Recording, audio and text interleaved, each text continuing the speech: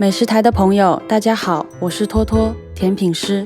今天我用南瓜给大家带来2道高颜值的快手甜品。首先，我们来做南瓜椰蓉小方。南瓜的好坏会直接影响这款小点心的口感。我们选用老南瓜，水分较少，口感又面又沙，甜度也高。把南瓜去籽去皮，切成块状。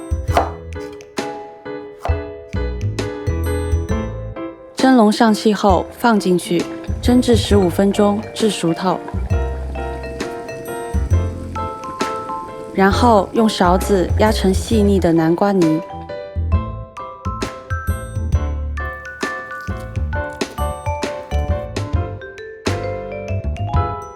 再倒入小锅中，加白砂糖、玉米淀粉、牛奶，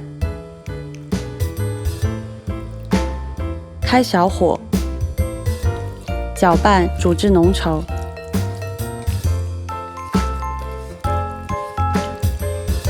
在准备好的方形玻璃碗中，撒上一层椰蓉，倒入煮好的南瓜泥。先垫一层椰蓉是为了方便脱模，轻轻铺平表面，盖上保鲜膜，放入冰箱冷藏2小时左右。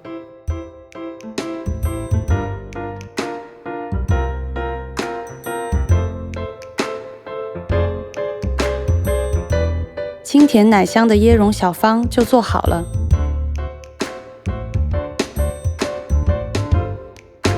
接着我们做雪花南瓜饼，用同样的方法蒸好南瓜，根据自己喜好可适量加糖。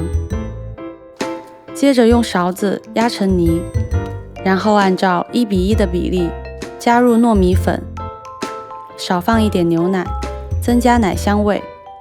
揉成面团，我们可以根据面团干湿程度逐渐加糯米粉，这样容易成团。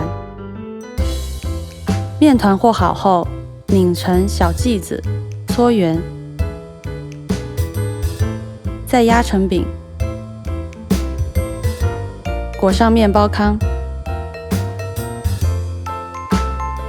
热锅起油，油温烧至6成热，转小火。下南瓜饼，炸至2面金黄，面包糠变成雪花状即可出锅。美味诱人的雪花南瓜饼就做好了。